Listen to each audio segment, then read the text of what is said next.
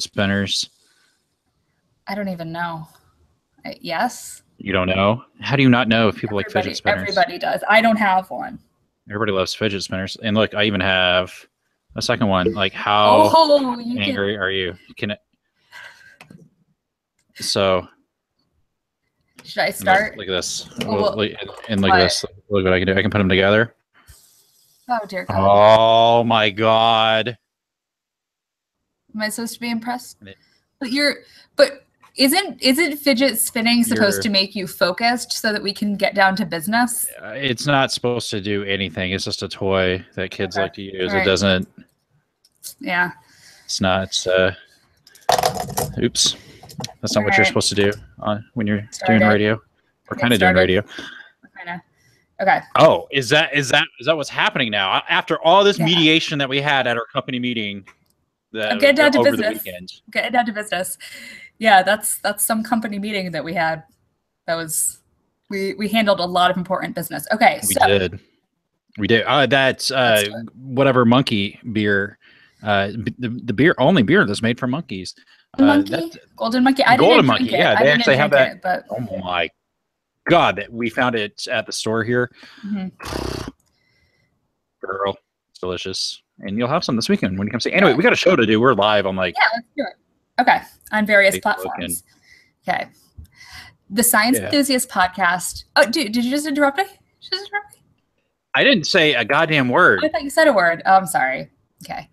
The Science Enthusiast podcast has always been secretly sponsored by the word "like," but we're ending that relationship this week. Totally. Because we take criticism well.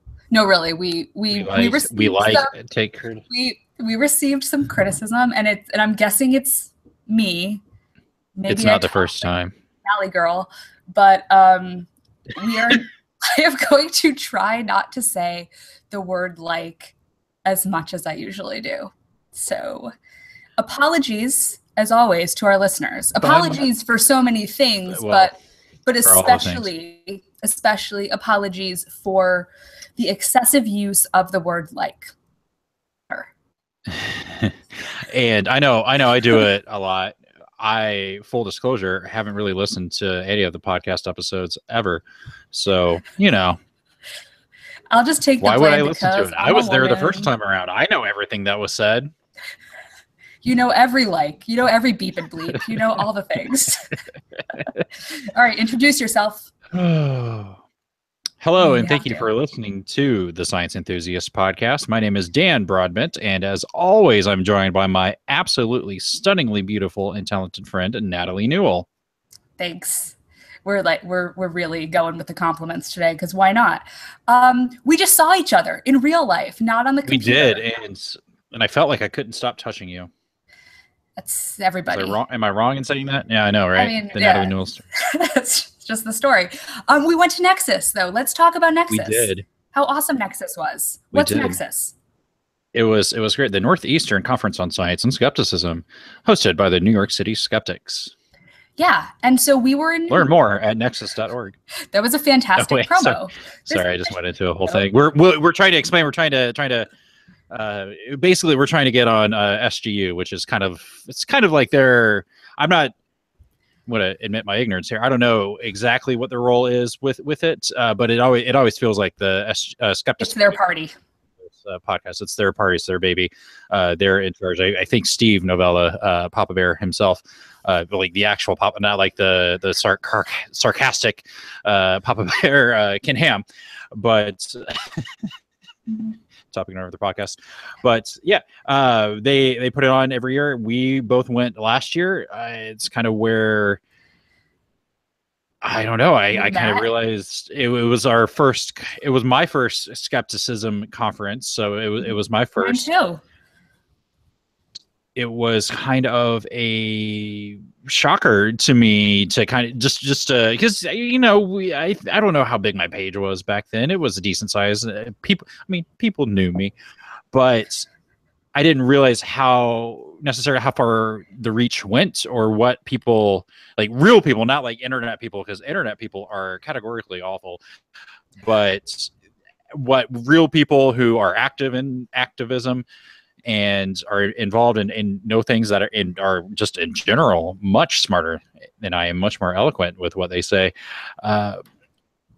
It was just kind of weird. And again, it was weird again this year, since the page has obviously grown. We've started doing I don't know, we didn't do this podcast during Nexus last year, did we? No, the podcast actually started I believe it was the week after Nexus. So yeah, because we were like, well, fuck it, dude, let's just do it. Let's do it. We were inspired, and look where we are now. Right. Still doing it. Still going. We missed a few weeks, and it's okay. I hate myself for that. Anyways, so but also I hate myself anyway. Yeah. So nothing new there, but yeah, it was cool. We didn't really make our presence known. I don't think we didn't. What I'm saying is we didn't talk to a whole lot of people outside of our little circle of friends, but. It was just weird too. It felt weird because the auditorium actually had a fire, I guess a week or however before it. So we were kind of all over the place as far as where the conference was being. Well, I say all over. It was in 2 different places, but we were displaced. We were conference refugees, and and it was hot. Everywhere. You were sweating the whole time. You were just sweating. I was sweating the whole time. It was hot or trying to get cool. That was your Nexus. I know it was.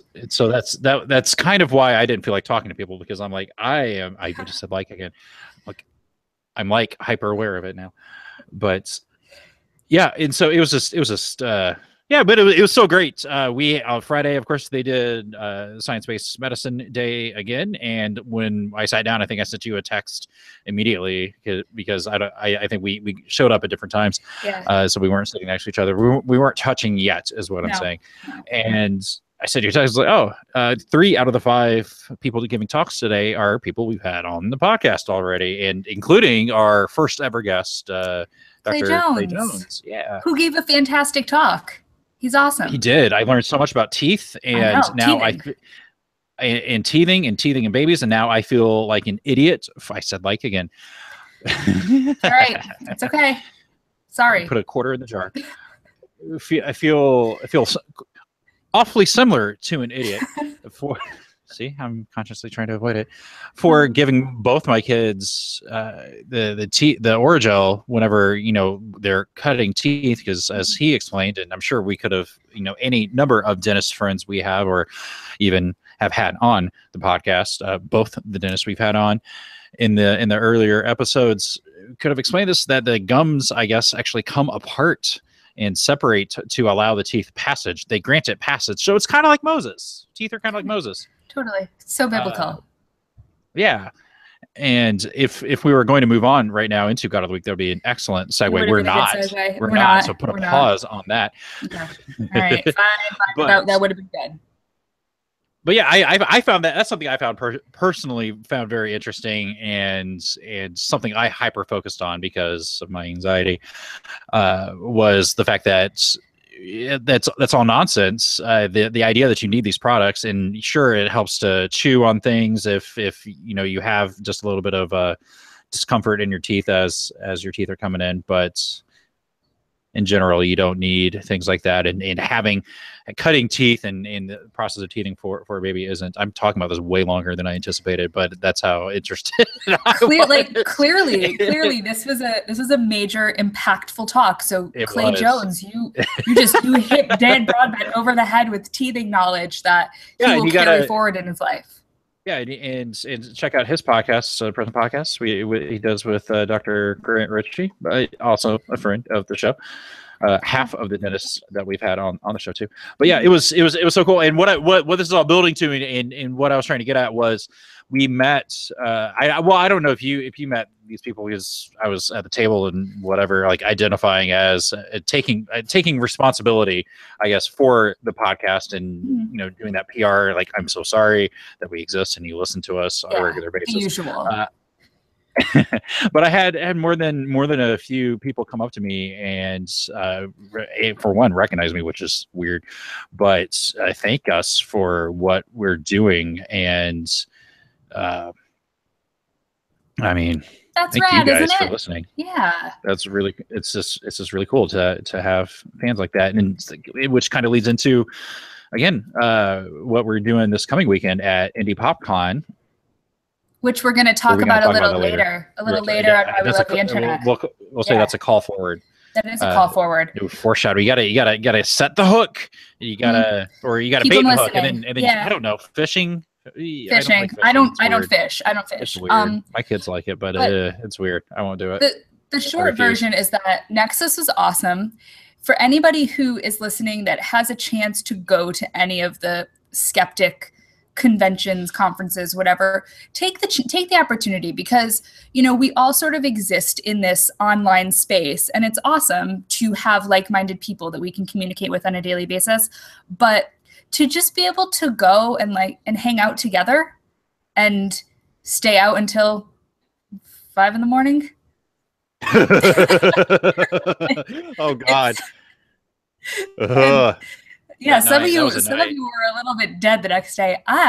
Oh my gosh, we didn't get to bed till 7 a.m. on Sunday, and then that was yeah. That was a thing. But if you have a chance to do it, because it is fantastic to spend time in the same, real world space.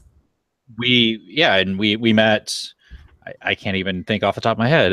Raina met Lucas Lynch, who I've been friends with on Facebook. Well, I'm using air quotes around friends on Facebook for a while. I've known of his presence. We've interacted, we've talked. But I actually met him, and he's a super cool guy. Met a couple other people. We going to an atheist conference that's in St. Louis that I had no idea existed. That's a segment we need to add to the show. I think we need to say, hey, these are the conferences coming up. I think so, because I think if we can do our part to connect people to these various events, I think any promotion of science and skepticism and atheism and we should do better. We're going to do better all around. We're newly energized, and we're just going to do better for now, for at least a couple weeks. For now. I can't make long range promises right now, but for this moment, we're going to be better. Are we done with this? Do we want to do the God of the Week, or we're going to talk about our? We'll do God of the Week right after a quick break. That's right. Look at that.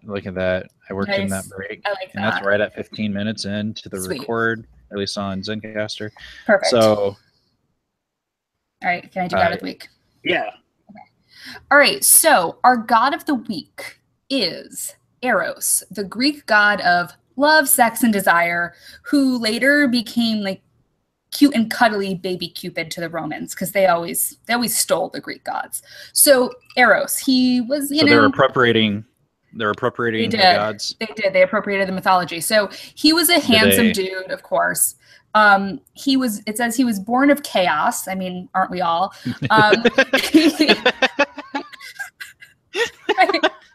How lazy is that? I'm sorry. I shouldn't disparage.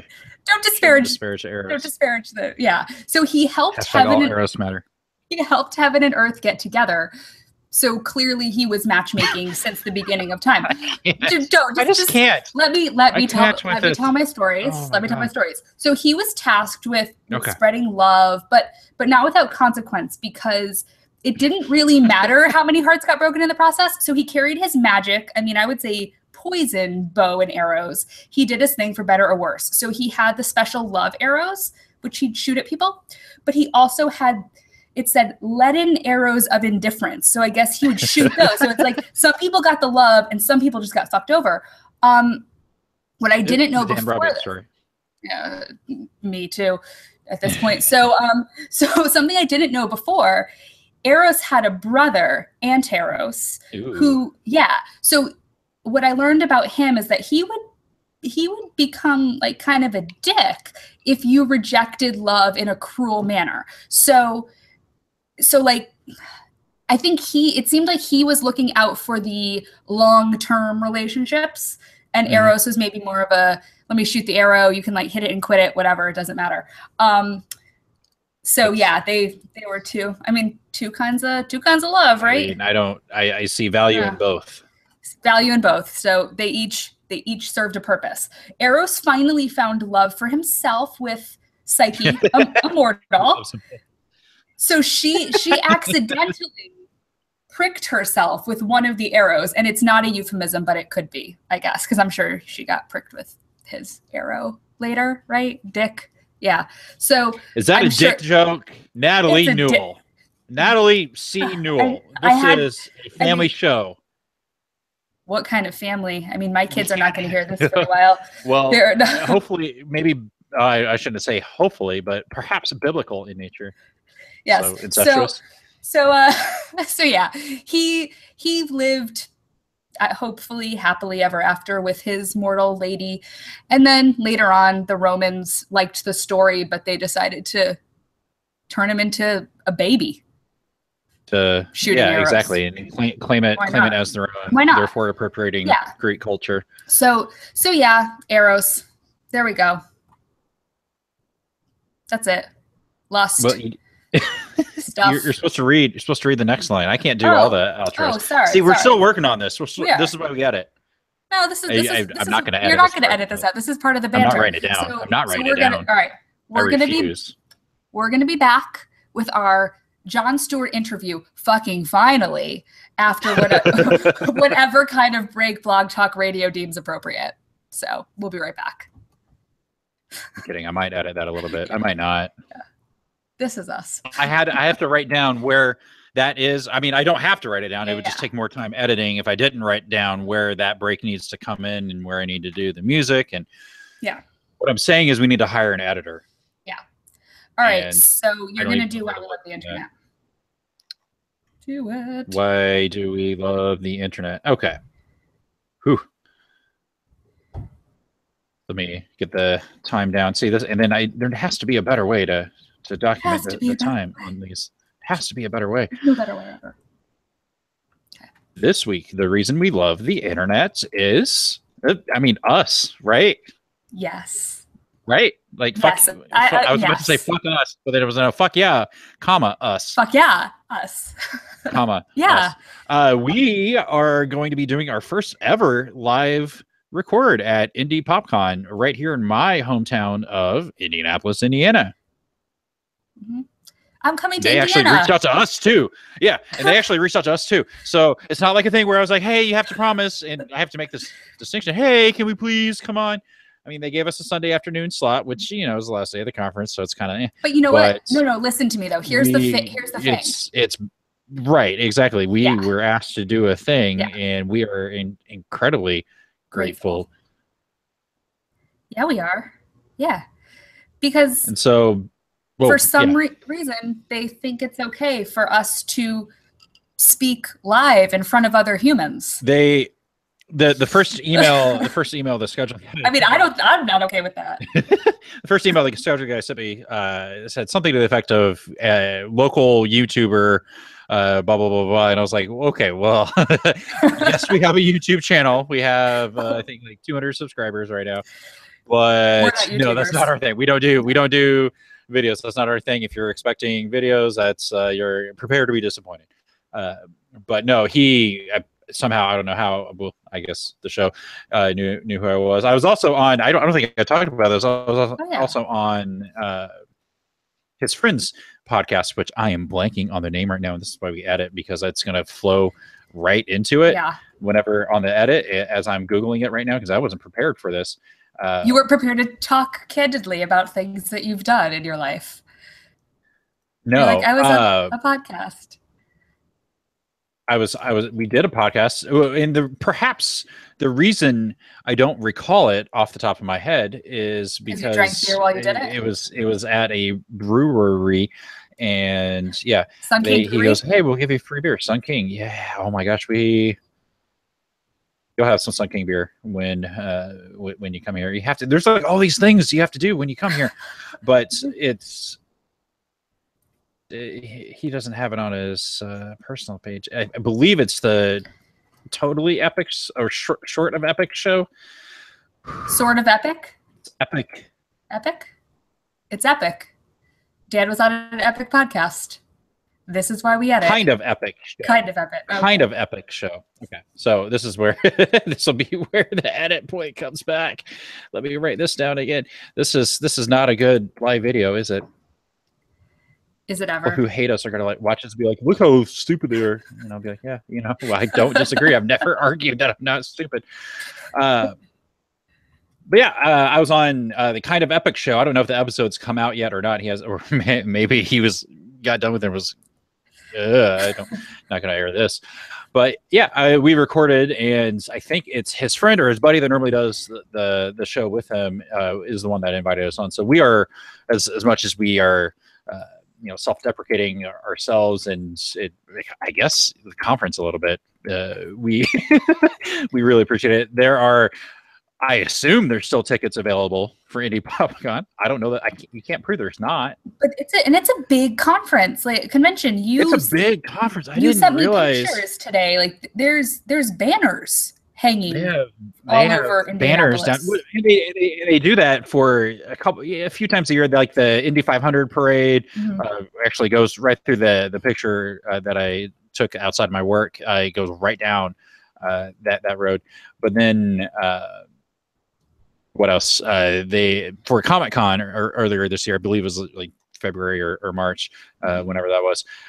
They did the same thing, and Comic-Con is, I mean, for an Indianapolis convention, I'll say, is huge. I think there's like some 20,000 people that go, and that's it's 20 to 22,000 for Indie PopCon.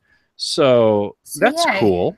Yeah, I'm really excited to come to Indiana. It's something I never thought I would say, but I am. I'm excited that we get to do this. And yeah, if you're listening and you live in the vicinity, come check us out and say, hey, we're going to talk about, I mean, I guess we're going to kind of try to do a bit of an intro to skepticism and popular culture.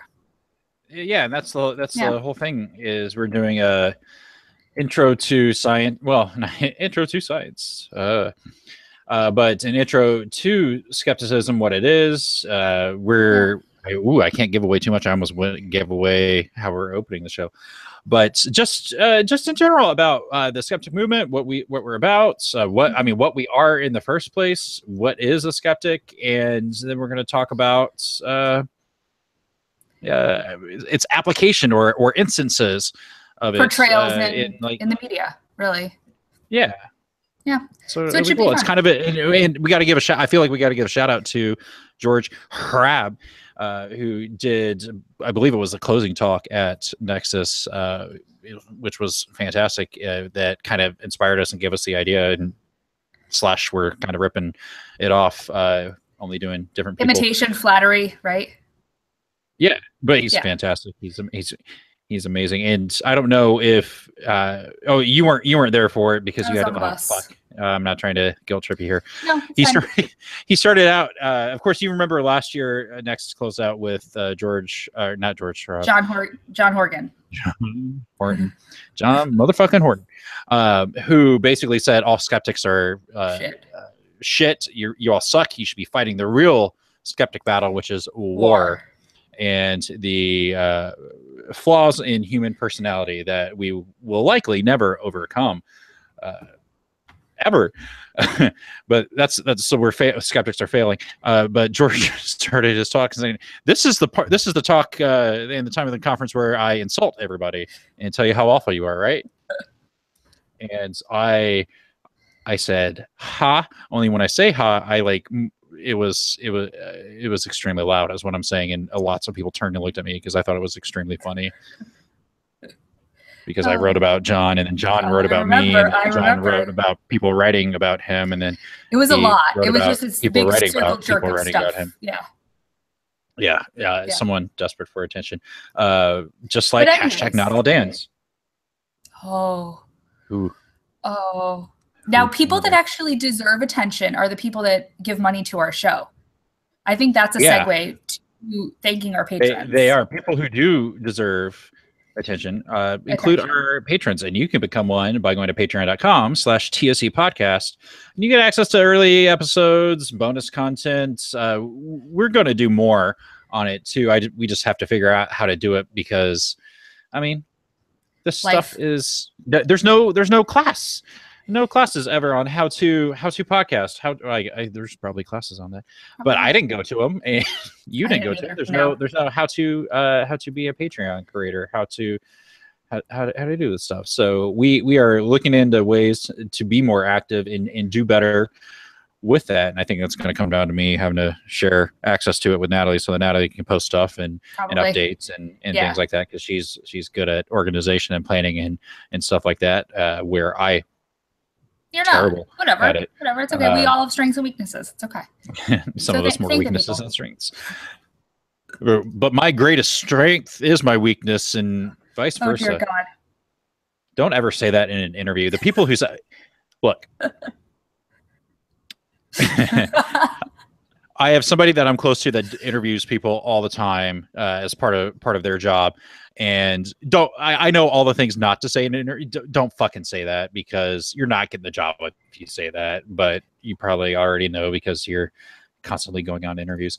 But anyway, didn't mean to denigrate anybody here, because we're talking about the cool people, just like Michael and Trevor and Nathan. Trevor, we're gonna talk to Trevor tomorrow night again, and he's also a patron. Like, how meta is that? And Nathan and Alice and Cynthia and Francis and Michael and Magnus and South Hannah and Felix, Chris, James, Sarah, and Josue, we would be incredibly grateful. So, like, give us money, but also ScienceEnthusiastPodcast.com, Facebook, Twitter, stuff. What else am I missing? Places. Podcast at ScienceEnthusiast.com. You can probably just, if we have mutual friends, you can just add us. I'll add anybody I'm mutuals with. What else? I don't know. That's it. All right, I'll give a quote, and we'll wrap it up. All right. That is the way to learn the most, that when you are doing something with such enjoyment that you don't notice that time passes. And that's Albert Einstein, and we'll link it. He wrote a letter to his son while his son was away at school, and it's just kind of this cool little inspirational bit of writing, a dad talking to his kid, pretty much like what you do, pretty much. And how much pressure and anxiety does that kid feel? I wouldn't be able to survive if I would just be like, nope, pass, I give up. No shit, Einstein. Be like, no, that's my, like, I am Einstein, but also, like, I said like again, but also I don't know how to solve this problem. I don't know. Yeah, well, no pressure though. No pressure. All right, next week we are going to be back with Chris Shelton talking about Scientology. So, hopefully next week. Hopefully nothing comes up between now and then. Yeah, but that's the one we anticipate airing next week. I think that will still happen. Should we do our live show? See, this is why we need to have company meetings. Okay, well, you know what? We need to talk about things like this. Either way, we will be back next week with either the live show or Chris Shelton, and just know that we'll be back. Probably a live show. All right. Well, all right. This is our company meeting. You guys got to see behind the curtain, because there is no curtain. We just let it all. The company meeting Saturday night, though, in Manhattan. Whew.